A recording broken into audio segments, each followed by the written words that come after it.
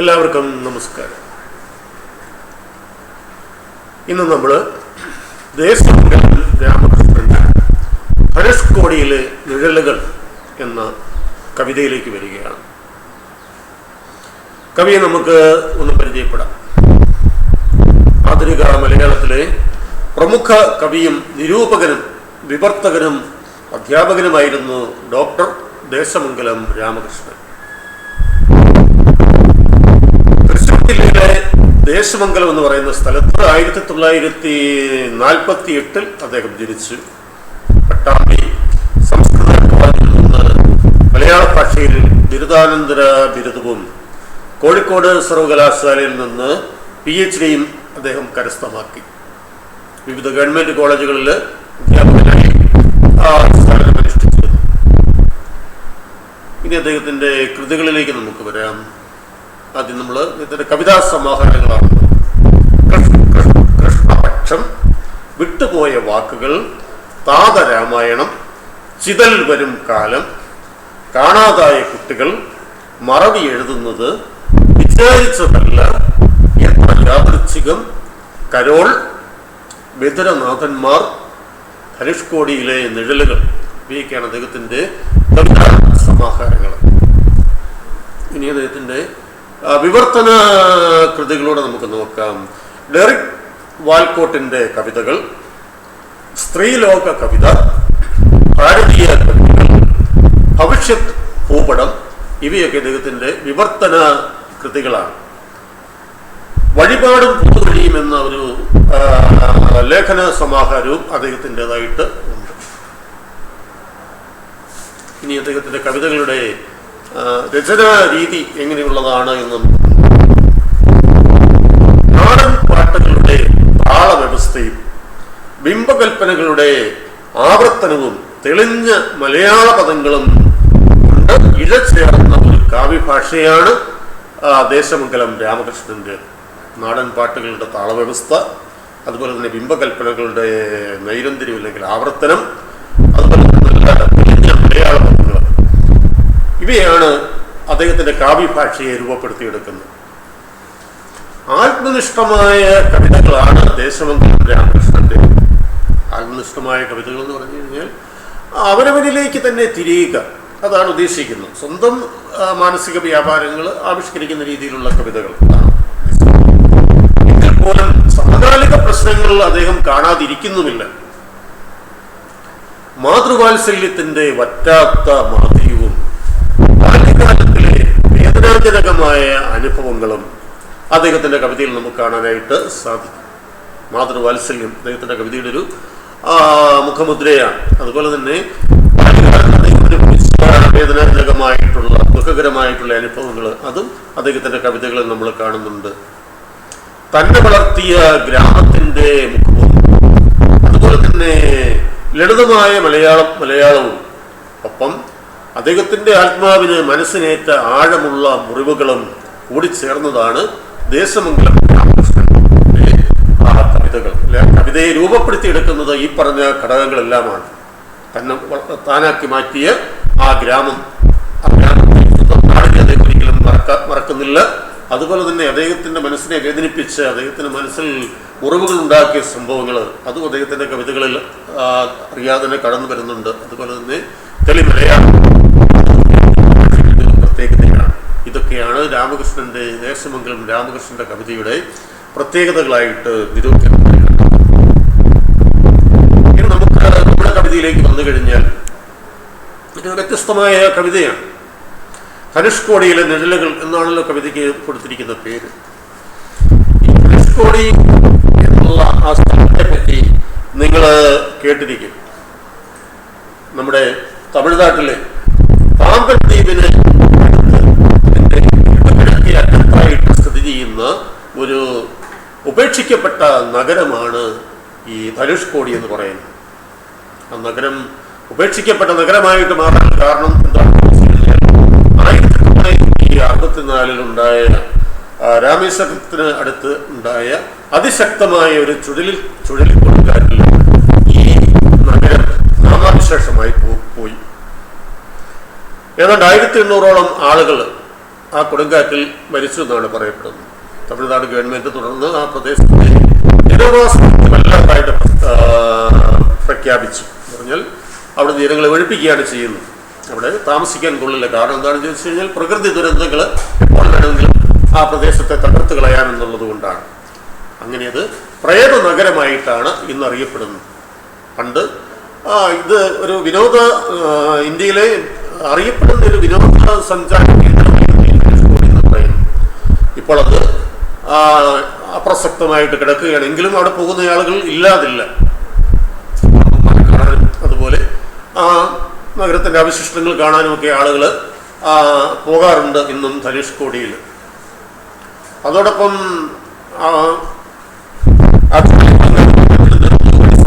കവിതയിൽ അതിൻ്റെ ഒരു സൂചനയും കൂടിയുണ്ട്.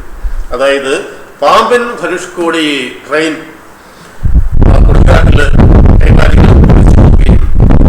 ഏതാണ്ട് 115 യാത്രക്കാർ മരിക്കുകയും ചെയ്ത ഒരു ദുരന്ത സംഭവം ഇതിനോടനുബന്ധിച്ച് ഉണ്ടായി. അതിൻ്റെ ഒരു പരാമർശവും ഈ കവിതയിൽ നമ്മൾ കാണുന്നു. അങ്ങനെയുള്ള ഈ പ്രേതനഗരമായ ഈ ധനുഷ്കോടിയിൽ നിൽക്കുമ്പോൾ കവിയുടെ മനസ്സിലേക്ക് ഈ കവിതയിൽ അദ്ദേഹം ഉൾക്കൊള്ളിച്ചിരിക്കുന്നു. ആ ധനുഷ്കോടിയുടെ നഷ്ടപ്രതാപം ഓർത്തെടുക്കുകയാണ് കവി ചെയ്യുന്നത്. ഈ ധനുഷ്കോടിയുടെ കിഴക്ക് ബംഗാൾ ഉൾക്കടലും പടിഞ്ഞാറ് ഇന്ത്യൻ മഹാസമുദ്രവും സ്ഥിതി ചെയ്യുന്നുണ്ട്. ആ സൂചനകളെല്ലാം ഈ കവിതയിൽ നിന്ന് നമുക്ക് കവിതയിലേക്ക് വരാം.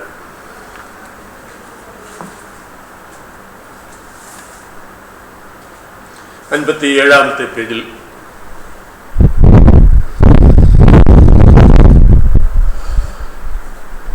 ആരുടെ ചുട്ടുപൊള്ളും കൈകൾ എൻ തോളത്ത് പതിക്കുന്നു, ആരുടെയൊപ്പം തിരിച്ചു നോക്കുന്നു പാമ്പുകൾ, താഴ്ന്നു മറയുന്നു ചിലർ, കയറി വരുന്നു ചിലർ.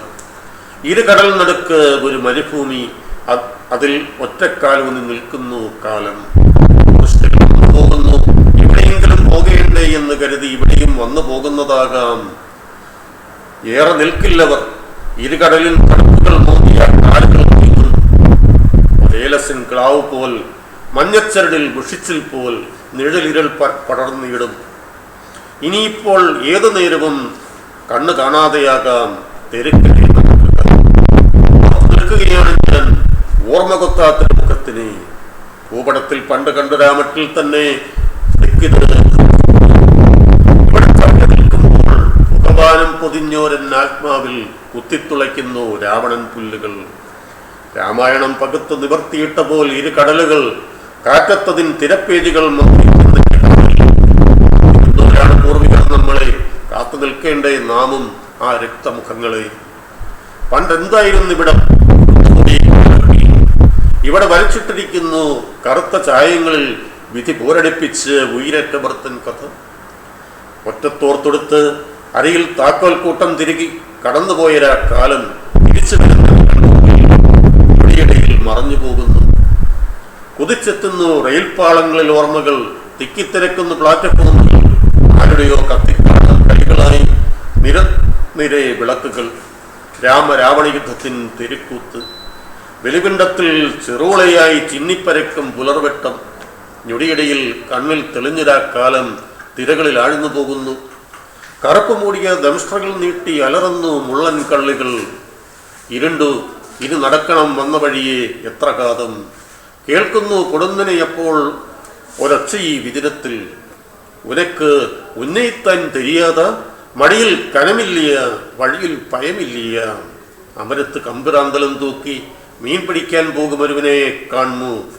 അവന് പിറകിലുണ്ട് ഒരുപാട് തോണിക്കാർ. അകലേക്ക് പോവുകയാവാം അറിയാതെ അറിയാതെ, അവിടെ ലങ്കാതിർത്തിക്കപ്പുറമാവുകിൽ ഉതിരും വെടികളിൽ പിടഞ്ഞ് ഉതിരും ജീവനെന്നറികിലും പോവുകയാണവർ. പോകുമ പോക്കിൽ വെറുതെ എൻ്റെ നേർക്ക് എറിഞ്ഞൊരാ ചോദ്യത്തിൽ ഉഴറുന്നേൻ. ഇരുട്ടായി വന്ന വഴിയെ നടക്കണം എത്ര കാതം, ഒരു ചെരിഞ്ഞ നോട്ടമായി തെന്നിപ്പോയി ഒരു കാലം. ഇതാണ് കവിത. നമുക്ക് കുറേശ്ശെ എടുത്ത് നോക്കാം. ആരുടെ ചുട്ടുപൊള്ളും കൈകൾ എൻ തോളത്ത് പതിക്കുന്നു, ആരുടെയൊപ്പം നടന്നെന്ന് തിരിഞ്ഞു നോക്കുന്നു പാതകൾ, താഴ്ന്നു മറയുന്നു ചിലർ, കയറി വരുന്നു ചിലർ. ആരുടെയൊക്കെയോ അദൃശ്യമായ സാന്നിധ്യം ഈ ധനുഷ്കോടിയിൽ നിൽക്കുമ്പോൾ കവി അനുഭവിക്കുകയാണ്. തൻ്റെ തോളത്ത് ആരുടെയോ കരങ്ങൾ വന്ന് പതിക്കുന്നു, ചുട്ടുപൊള്ളുന്ന കൈകൾ ആരോ എൻ്റെ തോളത്ത് വയ്ക്കുന്നു. താൻ പിന്നിട്ട പാതകൾ, തൻ്റെ കൂടെ ഇത്രയും സമയം ചെലവഴിച്ചത് ആരാണ് എന്ന് തിരിഞ്ഞു നോക്കുന്നതായിട്ട് കവിക്ക് അനുഭവപ്പെടുന്നു. ചിലരൊക്കെ കടലിലേക്ക് താഴ്ന്നു പോകുന്നതായിട്ടും ചിലരൊക്കെ കടലിൽ നിന്ന് കയറി വരുന്നതായിട്ടും അദ്ദേഹത്തിന് തോന്നുകയാണ്. ഇതെല്ലാം അദ്ദേഹത്തിൻ്റെ മനസ്സിൻ്റെ ഭ്രമാത്മകമായ ഭ്രാന്തമായ ചിന്തകളാണ്. കാരണം പ്രളയ ദുരന്തത്തിൽ കൊടുങ്കാറ്റിൽ തകർന്നു പോയ നഗരത്തിലാണല്ലോ നിൽക്കുന്നത്. അപ്പോൾ തിരയിൽപ്പെട്ട മുങ്ങിപ്പോയവരും ജീവൻ രക്ഷിക്കാനായിട്ട് പ്രയാസപ്പെടുന്നവരും നീന്തി കരയ്ക്ക് കയറുന്നവരും ഇവരുടെയൊക്കെ ഓർമ്മകൾ കവിയുടെ മനസ്സിലേക്ക് വരുന്നു എന്ന് നമ്മൾ സങ്കല്പിച്ചാൽ മതിയാകും.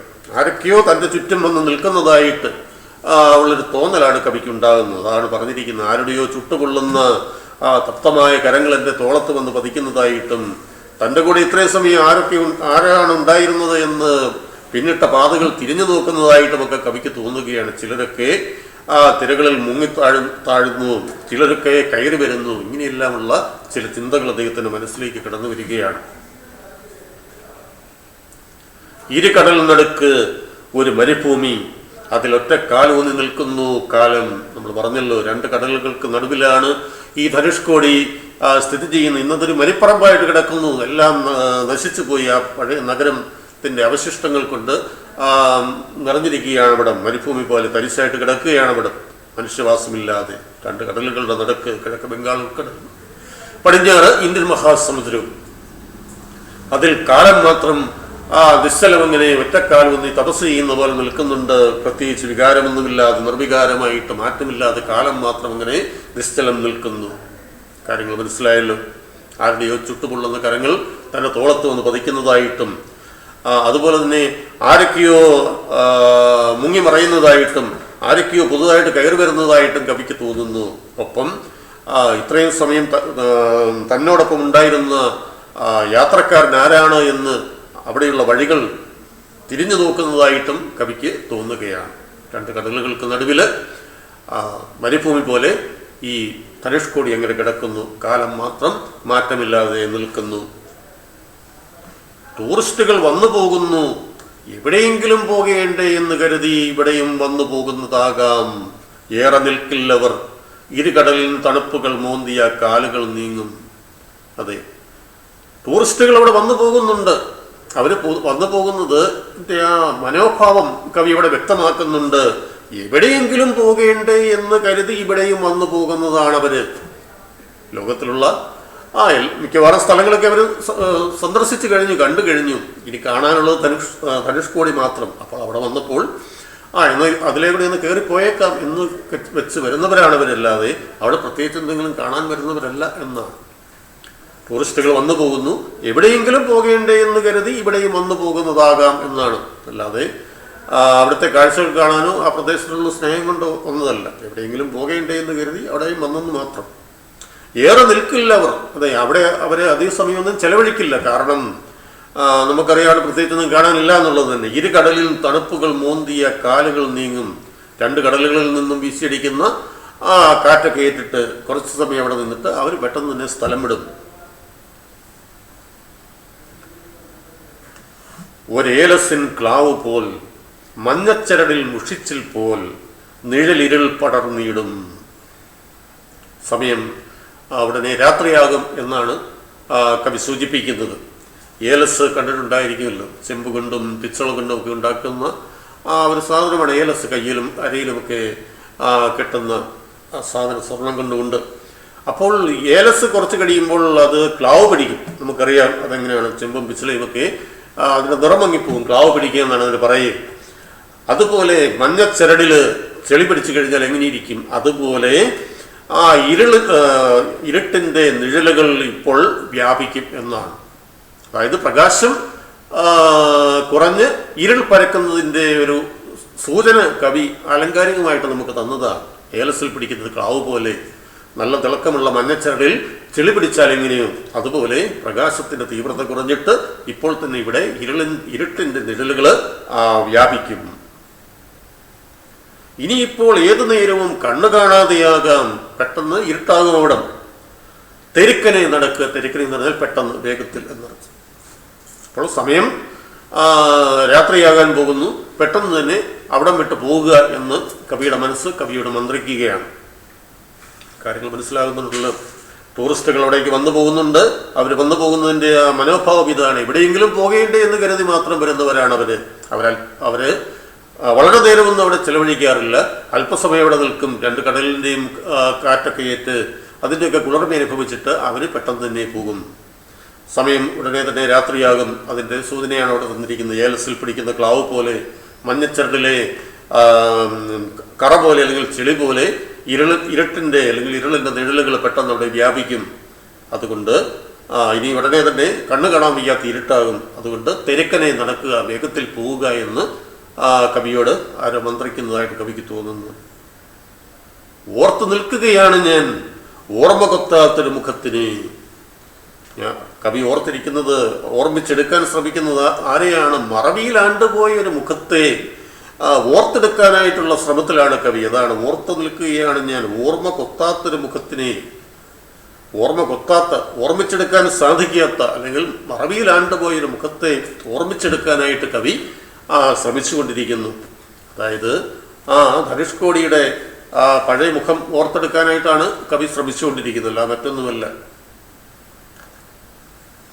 ഭൂപടത്തിൽ പണ്ട് കണ്ടുരാ മട്ടിൽ തന്നെ ദിക്കിത് ധനുഷ്കോടി. അതെ, ധനുഷ്കോടി ഭൂപടത്തിൽ പഴയതുപോലെ തന്നെ അടയാളപ്പെടുത്തപ്പെട്ടിട്ടുണ്ട്. നമുക്കറിയാം, ഒരു മാറ്റവുമില്ല. പറഞ്ഞിരിക്കുന്ന ഭൂപടത്തില് മാപ്പെടുത്തു കഴിഞ്ഞാൽ ധനുഷ്കോടി പഴയതുപോലെ തന്നെ അവിടെയുണ്ട്. പണ്ട് കൊണ്ടുരാ മട്ടിൽ തന്നെ നിൽക്കുന്നു ധനുഷ്കോടി. ഇവിടെ ചവിട്ടി നിൽക്കുമ്പോൾ പുകവാനം പൊതിഞ്ഞോരൻ ആത്മാവിൽ കുത്തിത്തുളയ്ക്കുന്നു രാവണൻ പുല്ലുകൾ. പുകവാനം പൊതിഞ്ഞോരൻ ആത്മാവിൽ കുത്തിത്തുളയ്ക്കുന്നു രാവണൻ പുല്ലുകൾ. പുകവാനം, പുകമൂടിയ ആകാശം അല്ലെങ്കിൽ മേഘാവൃതമായ ആകാശം പോലെ ആണ് എൻ്റെ ആത്മാവ്, എൻ്റെ മനസ്സ് എന്നാണ് കവി പറയുന്നത്. ദുഃഖത്തിൻ്റെ ആവരണം കൊണ്ട് മൂടിയിരിക്കുകയാണ് അദ്ദേഹത്തിൻ്റെ മനസ്സ്. തെളിഞ്ഞ മനസ്സല്ല, ദുഃഖം അവിടെ ഘനീഭവിച്ച് നിൽക്കുന്നു. ആ മനസ്സിനെ വീണ്ടും കുത്തിത്തുളയ്ക്കുന്നു രാവണൻ പുല്ലുകൾ. ഒരുതരം വെളുത്ത പുല്ലുകളാണ്. ആ പുല്ലുകളുടെ മൂർച്ചയുള്ള അഗ്രങ്ങൾ തൻ്റെ ആത്മാവിലേക്ക്, തൻ്റെ മനസ്സിലേക്ക് തുളഞ്ഞു കയറുന്നതായിട്ട് കവിക്ക് തോന്നുകയാണ്. അതായത് ആ സാഹചര്യം അദ്ദേഹത്തിൻ്റെ മനസ്സിനെ കൂടുതൽ വേദനിപ്പിക്കുന്നു എന്ന് ചുരുക്കം. പറഞ്ഞിരിക്കുന്നു, ഇവിടെ ചവിട്ടി നിൽക്കുമ്പോൾ പുകവാനം പൊതിഞ്ഞോരൻ ആത്മാവിൽ കുത്തിത്തുളയ്ക്കുന്നു രാവണൻ പുല്ലുകൾ. മനസ്സ് ദുഃഖം കൊണ്ട് ആവരണം ചെയ്യപ്പെട്ട് നിൽക്കുകയാണ്. അതിനെ കൂടുതൽ വേദനിപ്പിക്കുകയാണ് അവിടുത്തെ ആ കാഴ്ചകൾ. രാമായണം പകുത്ത് നിവർത്തിയിട്ട പോൽ ഇരു കടലുകൾ, കാറ്റത്തതിൻ തിരപ്പേരുകൾ മന്ത്രിക്കുന്ന കാതിൽ. കാത്തിരുന്നോരാണ് പൂർവികർ നമ്മളെ, കാത്തു നിൽക്കേണ്ടേ നാമും ആ രക്തമുഖങ്ങളെ. 4 ലൈനിൻ്റെ അടിയിൽ ഒന്ന് വരച്ചത്. കാത്തിരുന്നവരാണ് പൂർവികർ നമ്മളെ, കാത്തു നിൽക്കേണ്ടേ നാമും ആ രക്തമുഖങ്ങളെ. മുകളിൽ ആലങ്കാരികമായിട്ട് ഒരു കാര്യം പറഞ്ഞിട്ടുണ്ട്. എന്താണത്? രാമായണം പകുത്ത് നിവർത്തിയിട്ട പോൽ ഇരു കടലുകൾ. ഒരു പുസ്തകം തുറന്നു വെച്ചാൽ എങ്ങനെയോ അതുപോലെ രണ്ട് വശത്തും രണ്ട് കടലുകൾ ഇങ്ങനെ കിടക്കുകയാണ്. എന്നിട്ടോ കാറ്റത്ത് അതിൻ്റെ തിരകളാകുന്ന പേജുകൾ മറിയുന്നു. കാറ്റടിക്കുമ്പോൾ നിവർത്തി വെച്ചിരിക്കുന്ന പുസ്തകത്തിൻ്റെ താളുകൾ മറിഞ്ഞു പോകുന്നു നമുക്കറിയാം. എന്ന് പറഞ്ഞതുപോലെ ഇവിടെ ഈ കടലാകുന്ന പുസ്തകത്തിൻ്റെ താളുകളായിട്ട് തിരമാലകളെയാണ് സങ്കല്പിച്ചു വെച്ചിരിക്കുന്നത്. അങ്ങനെയുള്ള ആ തിരകളാകുന്ന പേജുകൾ, താളുകൾ തൻ്റെ കാതിൽ ഇപ്രകാരം മുരളുന്നതായിട്ട്, തന്നോട് ഇപ്രകാരം മന്ത്രിക്കുന്നതായിട്ട് കവിക്ക് തോന്നുകയാണ്. എന്താണത്? കാത്തിരുന്നോരാണ് പൂർവികർ നമ്മളെ, കാത്തു നിൽക്കേണ്ടേ നാമും ആ രക്തമുഖങ്ങളെ എന്നാണ്. ഇവിടെയുള്ള ഈ ധനുഷ്കോടിയിലെ പൂർവികരായ ആളുകൾ, പഴമക്കാരായിട്ടുള്ള ആളുകൾ അവിടെ എത്തിച്ചേർന്നുകൊണ്ടിരുന്ന നമ്മളെ കാത്തു നിന്നില്ലേ വളരെ കാലം. അതുകൊണ്ട് ഇനിയിപ്പോൾ ഇവിടെ ഇവിടെ നമ്മളെ കാത്തു നിൽക്കാൻ ആരുമില്ലല്ലോ. അതുകൊണ്ട് നമുക്ക് അവരെ കാത്ത് അല്പസമയം നിൽക്കാം എന്ന് ഈ കടൽ തിരകൾ തന്നോട് പറയുന്നതായിട്ട് കവിക്ക് തോന്നുകയാണ്. എന്താ ഇങ്ങനെയൊക്കെ ചിന്തിക്കാൻ കാരണം? ഞാൻ നേരത്തെ പറഞ്ഞല്ലോ, അതൊരു വിനോദസഞ്ചാര കേന്ദ്രമായിരുന്നു, ടൂറിസ്റ്റ് കേന്ദ്രമായിരുന്നു. ധാരാളം സഞ്ചാരികൾ അവിടെ വരാറുണ്ടായിരുന്നു. അങ്ങനെ വരുന്ന സഞ്ചാരികളെ കാത്ത് അവരെ സ്വീകരിക്കാനായിട്ട് തയ്യാറായിട്ട് നിന്നിരുന്ന ഒരു വലിയ ജനവിഭാഗം അവിടെ ഉണ്ടായിരുന്നു. അതാണ് അവിടെ പറഞ്ഞിരിക്കുന്നത്. അവരിന്നില്ല. കാത്തിരുന്നവരാണ് പൂർവികർ നമ്മളെ. ഈ നാട്ടിലെ പൂർവികരായിട്ടുള്ള ജനങ്ങൾ നമ്മളെ വളരെ കാലം കാത്തിരുന്നതാണ്. ഇനിയിപ്പോൾ അവർക്ക് വേണ്ടി നമുക്കും അല്പസമയം കാത്തു നിന്നാൽ എന്താണ് കുഴപ്പം എന്ന് ഈ കടൽ തിരകൾ തന്നോട് പറയുന്നതായിട്ടാണ് കവിക്ക് തോന്നുന്നത്. അതാണ് ഇതിൻ്റെ ആശയം. കാത്തിരുന്നവരാണ് പൂർവികർ നമ്മളെ, കാത്തു നിൽക്കേണ്ടേ നാമും ആ രക്തമുഖങ്ങളെ. ആ രക്തമുഖം എന്ന് പറഞ്ഞു കഴിഞ്ഞാൽ അവർക്ക് ഈ പ്രകൃതി ദുരന്തത്തിൽ മരിച്ചു പോയവരാണല്ലോ അവർ. അതുകൊണ്ടാണ് അങ്ങനെയുള്ളൊരു വിശേഷണം അവിടെ കൊടുത്തിരിക്കുന്നത് കേട്ടോ. അതൊരു മര്യാദയാണ്. നമ്മളെ കാത്തിരുന്നവരെ തിരിച്ചും കാത്തിരിക്കാനുള്ള ഒരു കടമ, ഒരു കടപ്പാട് നമുക്കുണ്ടല്ലോ. അതാണ്. അപ്പോൾ കാര്യം മനസ്സിലായല്ലോ. രാമായണം പകുത്ത് വെച്ചിരിക്കുന്നത് പോലെ രണ്ട് കടലുകൾ, തിരകൾ അതിൻ്റെ പേജുകൾ മറിക്കുകയാണ്. കാറ്റത്ത് നിന്ന് തിരപ്പേജുകൾ മറിയുമ്പോൾ ആ തിരകൾ തന്നോട് ഇപ്രകാരം പറയുന്നതായിട്ടാണ് കവിക്ക് തോന്നുന്നത്. ഇവിടുത്തെ പൂർവികര് വളരെ കാലം നമ്മെ കാത്തിരുന്നു, തിരിച്ച് അവരെ നമുക്കും കാത്തിരിക്കേണ്ട എന്നാണ്. പണ്ടെന്തായിരുന്നു ഇവിടം? കൊണ്ടുപോയി കടലൊക്കെയും ഇവിടെ വരച്ചിട്ടിരിക്കുന്നു കറുത്ത ചായങ്ങളിൽ വിധി പോരടിപ്പിച്ച് ഉയരറ്റവർ തൻ കഥ. ഒറ്റത്തോർത്തൊടുത്ത് അരയിൽ താക്കോൽ കൂട്ടം തിരുകി കടന്നുപോയൊരാ കാലം തിരിച്ചു വരുന്നെൻ്റെ മുമ്പിൽ ഞൊടിയിടയിൽ മാഞ്ഞു പോകുന്നു. ധനുഷ്കോടിയുടെ പഴയ കാലം ഓർക്കുകയാണ് കവി. പണ്ടെന്തായിരുന്നു ഇവിടം? കൊണ്ടുപോയി കടലൊക്കെയും എല്ലാം കടലെടുത്തു പോയി. പിന്നെ ഇവിടെ വരച്ചിട്ടിരിക്കുന്നു കറുത്ത ചായങ്ങൾ വിധി പോരടിപ്പിച്ച് ഉയരറ്റവർ തൻ കഥ. ഉയരറ്റു പോയവരുടെ, മരിച്ചുപോയവരുടെ കഥ. വിധിയുമായിട്ടുള്ള ഏറ്റുമുട്ടലില്, പോരാട്ടത്തിൽ മരിച്ചുപോയവരുടെ കഥകള് ഇവിടെ കറുത്ത ചായത്തിൽ വരച്ചിട്ടിട്ടുണ്ട്. കാലം അരയിൽ താക്കോൽ കൂട്ടം തിരുകി കടന്നുപോയൊരു കാലം. തിരിച്ച് ഒറ്റത്തോർത്തെടുത്ത് അരയിൽ താക്കോൽ കൂട്ടവും തിരുകി കടന്നുപോയൊരു കാലം എന്നാണ് പറഞ്ഞിരിക്കുന്നത്. പണ്ടുള്ള ആളുകൾ ഉപയോഗിച്ചുകൊണ്ടിരുന്ന വസ്ത്രമാണത്. ചുട്ടിത്തോർത്തെന്ന് പറയും. മുട്ടിന് താഴെ വരെ ഇറക്കമുള്ള മണ്ണിൻ്റെ നിറമുള്ള ഒരു തുവർത്ത്, അതായിരുന്നു മുഖ്യമായ വേഷം. ഇവരൊക്കെ നമുക്കറിയാം മത്സ്യബന്ധനം തൊഴിലാക്കിയവരുമാണ്. അവരുടെ തോർത്തിൻ്റെ ഇടയിൽ അരിയിൽ താക്കോൽ കൂട്ടവും പണപ്പെട്ടിയുടെയൊക്കെ താക്കോൽ കൂട്ടവും തിരികെ വെച്ചിട്ടുണ്ടായിരിക്കും. അങ്ങനെയുള്ള ഒരു കാലം കവിയുടെ മനസ്സിലേക്ക് പെട്ടെന്ന് കടന്നു വരികയും അത് പെട്ടെന്ന് തന്നെ അപ്രത്യക്ഷമാകുകയും ചെയ്യുകയാണ്. പറഞ്ഞിരിക്കുന്നത് ഇവിടെ ഒറ്റത്തോർത്തെടുത്ത് അരികിൽ താക്കോൽ കൂട്ടം തിരികെ കടന്നുപോയി ഒരു കാലം എന്ന് പറഞ്ഞിരിക്കുന്നു. അത് തിരിച്ചു വരുന്നതിൻ്റെ കൺമുമ്പിൽ ഒരു നിമിഷം ആ പൂർവ്വകാല ചരിത്രം, ആ മനുഷ്യരെ പറ്റിയൊക്കെയുള്ള ഓർമ്മകൾ കവിയുടെ മനസ്സിലേക്ക് കടന്നു വരുന്നു. ഞൊടിയിടയിൽ പെട്ടെന്ന് തന്നെ അത് മറഞ്ഞു പോവുകയും ചെയ്യുകയാണ്.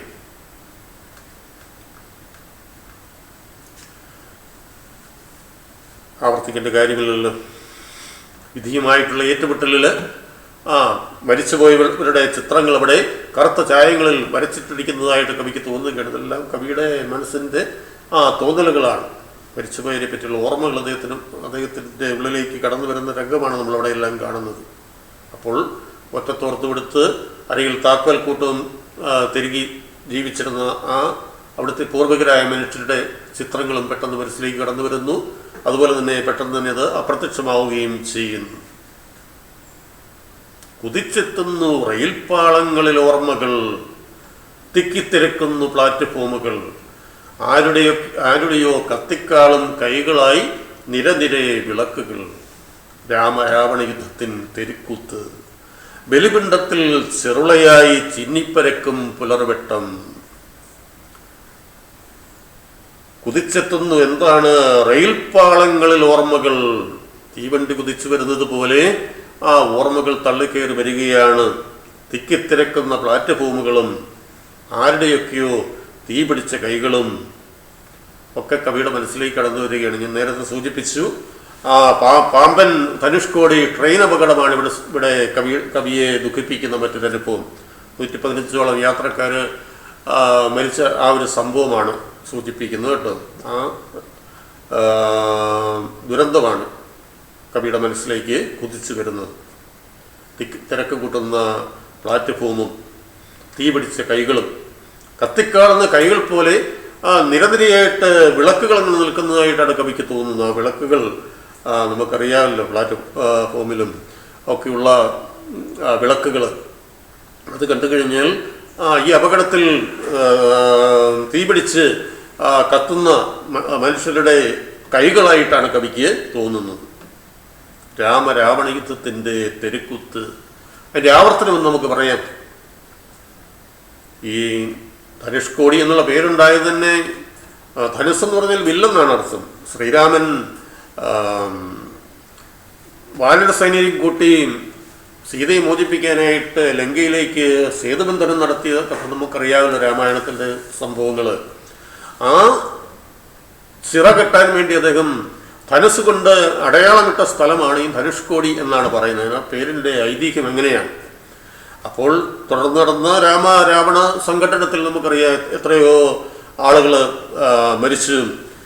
അതിൻ്റെ ഒരു ആവർത്തനം പോലെയാണ് ഈ ട്രെയിൻ അപകടത്തിൻ്റെ ഓർമ്മകൾ കവിയുടെ മനസ്സിലേക്ക് കടന്നു വരുന്നത്. തെരുക്കുത്ത് എന്ന് പറഞ്ഞൊരു നാടോടി നാടകമാണ്, തെരുവിൽ അവതരിപ്പിക്കുന്നൊരു നാടകം എന്നുള്ളതേ ഉള്ളൂ.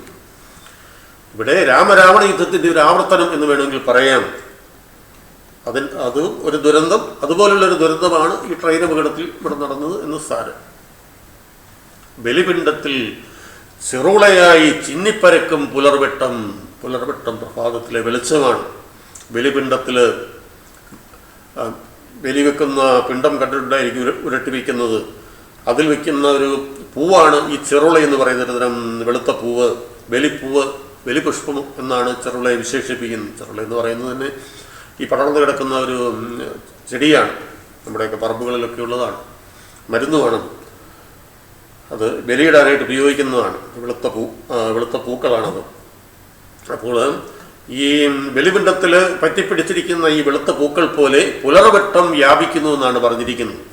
വെളിച്ചം അരിച്ചിരിച്ച് കടന്നു വരുന്നതാണ് സൂചിതം. അത് ആലങ്കാരികമായിട്ട് പറഞ്ഞിരിക്കുകയാണ്. ഇവിടെ മുകളിൽ ആ ട്രെയിൻ അപകടത്തിൽ മരിച്ചവരെ പറ്റി പറഞ്ഞല്ലോ. അപ്പോൾ മരിച്ചവർക്ക് വേണ്ടി നടത്തുന്ന ഉദയക്രിയയുടെ ഭാഗമാണല്ലോ, അല്ലെ മരണാനന്തര കർമ്മമാണല്ലോ ഈ ബലിയിടയിൽ എന്ന് പറയുന്നത്, ശ്രാദ്ധം. അതിനിങ്ങനെ പിണ്ഡം വയ്ക്കും. അപ്പോൾ ആ പിണ്ഡത്തിൽ പറ്റിപ്പിടിച്ചിരിക്കുന്ന വെളുത്ത പൂക്കൾ പോലെ പ്രകാശം അങ്ങോട്ട് കടന്നു വരുന്നു എന്നാണ് കവി ഉദ്ദേശിക്കുന്നത്. കാര്യങ്ങൾ മനസ്സിലാകുമല്ലോ. കുതിച്ചെത്തുന്നു റെയിൽപാളങ്ങളിൽ ഓർമ്മകൾ, തിക്കിത്തിരക്കുന്ന പ്ലാറ്റ്ഫോമുകളും ആരുടെയോ കത്തിക്കാളും കൈകൾ പോലെ കാണപ്പെടുന്ന വിളക്കുകളും എന്ന് പറഞ്ഞിരിക്കുന്ന ട്രെയിൻ അപകടത്തെ മുന്നിൽ കണ്ടുകൊണ്ടാണ് കേട്ടോ. രാമരാവണ യുദ്ധത്തിൻ്റെ ഇതുപോലെയുള്ള ആവർത്തനം, മറ്റൊരു ദുരന്തം അവിടെ സംഭവിച്ചു. ആ പരേതർക്ക് വേണ്ടിയിട്ടുള്ള ബലിപിണ്ഡത്തിലെ വെളുത്ത പൂക്കൾ പോലെ പ്രകാശം കടന്നു വരികയാണ് ധനുഷ്കോടിയിലേക്ക്, ആ കടൽ തീരത്തേക്ക്.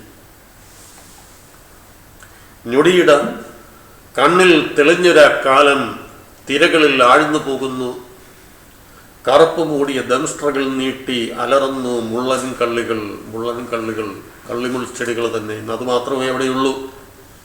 ഞൊടിയിട അല്പസമയം, കണ്ണിൽ തെളിഞ്ഞൊരാക്കാലം തിരകളിൽ ആഴ്ന്നു പോകുന്ന ആ പഴയ ചിത്രങ്ങൾ ഒരു നിമിഷം അദ്ദേഹത്തിൻ്റെ മനസ്സിൽ പ്രത്യക്ഷപ്പെടുകയും അതേസമയം തന്നെ അത് അപ്രത്യക്ഷമാവുകയും ചെയ്യുകയാണ്.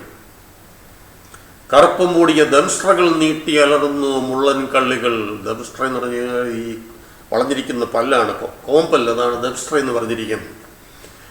അപ്പോൾ കറുത്ത ദംഷ്ട്രകൾ നീട്ടി മുള്ളൻ കള്ളികൾ മാത്രം തന്നെ നോക്കി ഇവിടെ അലറുന്നതായിട്ടും ഇളിച്ചു കാണിക്കുന്നതായിട്ടും ഒക്കെ കവിക്ക് തോന്നുകയാണ്.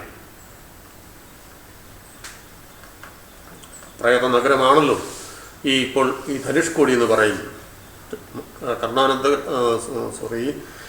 നയനാനന്ദകരമായ കാഴ്ചകളൊന്നും അവിടെ ഇല്ല.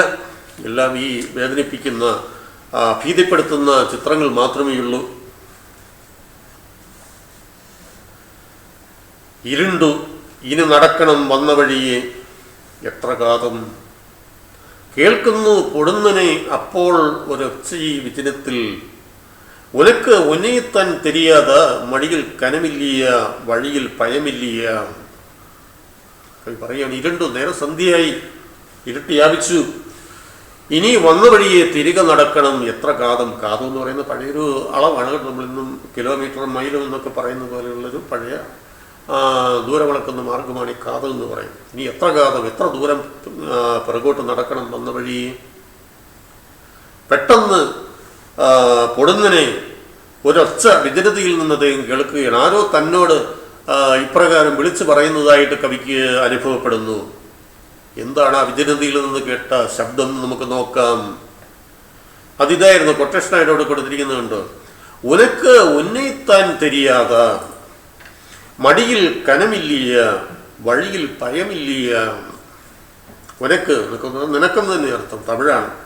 ഉനക്ക് ഉന്നയിത്താൻ തെരിയാത, നിനക്ക് നിന്നെ തന്നെ അറിഞ്ഞുകൂടെ. മടിയിൽ കനമില്ലിയ, മടിയിൽ കനമില്ലേ.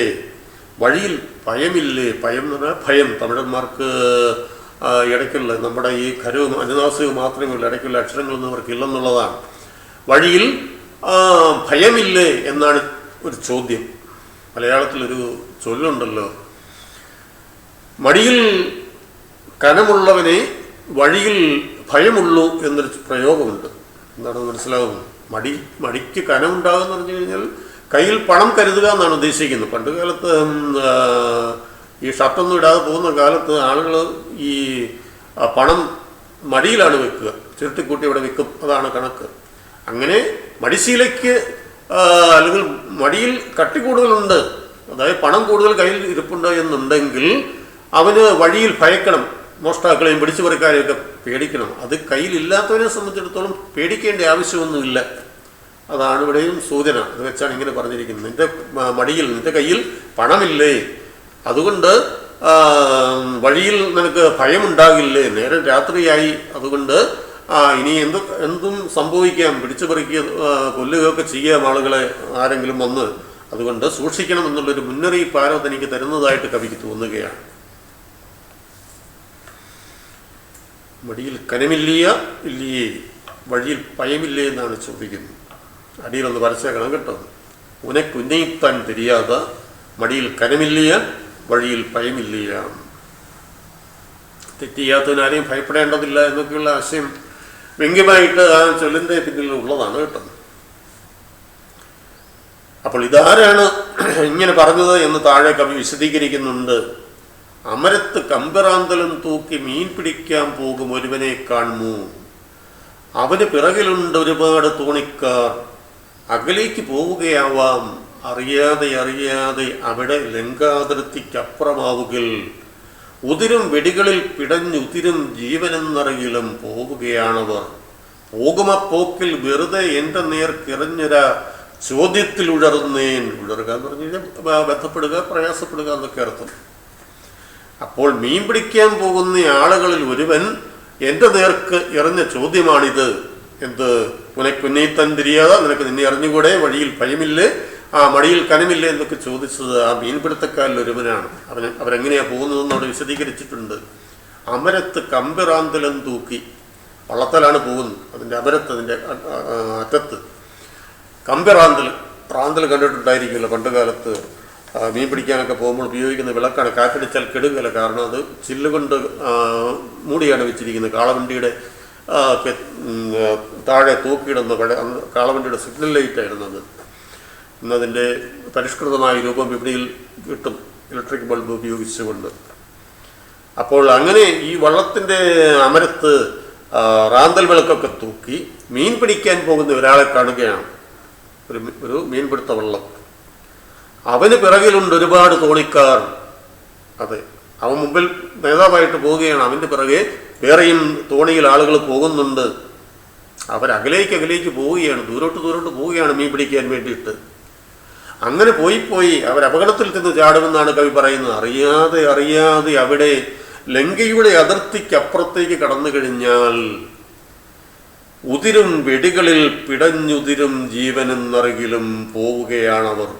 കടലാണ്, കടലിനും കരയ്ക്കുള്ളത് പോലെയൊക്കെ അതിർത്തികളുണ്ട് കേട്ടോ, സമുദ്രാതിർത്തികളുണ്ട്. അത് ലംഘിക്കാൻ പാടില്ലെന്നാണ് നിയമം. ഇവരിങ്ങനെ മീൻ പിടിച്ചങ്ങ് പോകുമ്പോൾ ശ്രീലങ്കയുടെ അതിർത്തിക്ക് അപ്പുറത്തേക്ക് അബദ്ധത്തിലെങ്ങാനും പ്രവേശിച്ചു കഴിഞ്ഞാൽ വെടിയുണ്ടയേറ്റ് മരിക്കേണ്ടതായിട്ട് വരും. അതറിഞ്ഞിട്ടും അവർ മീൻ പിടിക്കാനായിട്ട് പോവുകയാണ്. അങ്ങനെ മീൻ പിടിക്കാൻ പോയി മറ്റു രാജ്യങ്ങളുടെ അതിർത്തികൾ ലംഘിച്ച് അവിടെ പിടിക്കപ്പെട്ട് ജയിലുകളിലൊക്കെ കിടക്കുന്ന മുഖ്യന്മാരുടെ കഥകളൊക്കെ നമ്മൾ പത്രത്തിലൊക്കെ വായിക്കുന്നതാണ്. ആവേശത്തിൽ അവരങ്ങ് പോകുന്നതാണ്. അങ്ങനെ പോകുമ്പോൾ ചിലപ്പോൾ അതിർത്തിയൊക്കെ മറന്നു പോയെന്നിരിക്കാം. ഇവിടെയും അതുതന്നെയാണ് സംഭവിക്കുന്നത്. അങ്ങനെ മീൻ പിടിക്കാൻ പോകുന്നവരിൽ ഒരാൾ പോകുന്ന പോക്കിൽ എൻ്റെ നേർക്ക് എറിഞ്ഞ ചോദ്യമാണ് മുകളിൽ നമ്മൾ കണ്ടത്. ആ ചോദ്യത്തിൽ ഞാൻ വശം കെട്ടുപോയി എന്നാണ് കവി പറയുന്നത്. അമരത്ത് കമ്പലാന്തളം തൂക്കി മീൻ പിടിക്കാൻ പോകും ഒരുവനെ കാണുന്നു, അവന് പിറകിലുണ്ട് ഒരുപാട് തോണിക്കാർ, അകലേക്ക് പോവുകയാവാം. അറിയാതെ എവിടെ ലങ്കാതിർത്തിക്കപ്പുറമാവുകിൽ ഉതിരും വെടികളിൽ പിടഞ്ഞ് ഉതിരും ജീവനെന്നറിയിലും വെടിയുണ്ടയേറ്റ് ജീവൻ നഷ്ടപ്പെടും. അതറിയാമായിട്ട് പോലും അവർ മുന്നോട്ട് തന്നെ പോകുന്നു. അങ്ങനെ പോകുന്ന പോക്കിൽ ഒരുവൻ എൻ്റെ നേർക്ക് ഇങ്ങനെയൊരു ചോദ്യം എറിഞ്ഞിട്ട് പോയതാണ്. ഇരുട്ടായി, വന്ന വഴിയെ മടങ്ങണം, എത്ര കാതം, അത് നേരെ സന്ധ്യയായി, വന്ന മാർഗത്തിലൂടെ പുറകോട്ട് പോകണം, ഇനി ഞാൻ എത്ര കാതം പുറകോട്ട് പോകേണ്ടതായിട്ടിരിക്കുന്നു എന്ന് കവി ചിന്തിക്കുകയാണ്. അപ്പോൾ ഒരു ചെരിഞ്ഞ നോട്ടമായി തെന്നിപ്പോയി ഒരു കാലം, കഴിഞ്ഞു പോയ കാലം ഒരു ചെരിഞ്ഞ നോട്ടം പോലെ അപ്രത്യക്ഷമാകുന്നതും കവിയുടെ മനസ്സിലേക്ക് കടന്നു വരികയാണ്. അപ്പോൾ നശിച്ചുപോയ ധനുഷ്കോടിയെ പറ്റിയുള്ള ധനുഷ്കോടിയിൽ നിൽക്കുമ്പോൾ കവിയുടെ മനസ്സിലേക്ക് കടന്നു വരുന്ന ചിന്തകളാണ് ദേശമംഗലം മനോഹരമായ രീതിയിലൂടെ വരച്ചിട്ടിരിക്കുന്നത്. നിങ്ങളുടെ പുസ്തകത്തിൽ എൻ്റെ അവസാന പേജിൽ ഈ കവിതയെപ്പറ്റി ഒരു കുറിപ്പ് പറഞ്ഞിട്ടുണ്ട്. അവിടെ അതോടെ ഇത് നിങ്ങളൊന്ന് നോക്കിയത് കേട്ടോ. നല്ല വാക്യങ്ങളാണ്. അവസാനത്തെ പേജിൽ കടൽ വിഴുങ്ങിയ ധനുഷ്കോടിയുടെ ചവിട്ടിക്കുഴച്ച മണ്ണിൽ നിൽക്കുമ്പോൾ കവിയുടെ ഉള്ളിൽ ഓർമ്മ കൊത്താത്ത മുഖങ്ങൾ ഒന്നൊന്നായി കടന്നു വരുന്നു. ഉണ്ടോ? കടൽ വിഴുങ്ങിയ നഗരമായിരുന്നു ധനുഷ്കോടി. അതിൻ്റെ കുഴഞ്ഞ മണ്ണിൽ നിൽക്കുമ്പോൾ ഓർമ്മ കൊത്താത്ത മുഖങ്ങൾ ഓരോന്നോരോന്നായി കടന്നു വരികയാണ്. കവിയുടെ മനസ്സിൽ മറവിയിലാണ്ട് കിടന്നിരുന്ന മുഖങ്ങൾ ഓരോന്നോരോന്നായിട്ട് ഓരോ സംഭവങ്ങൾ തെളിഞ്ഞു വരികയാണ്.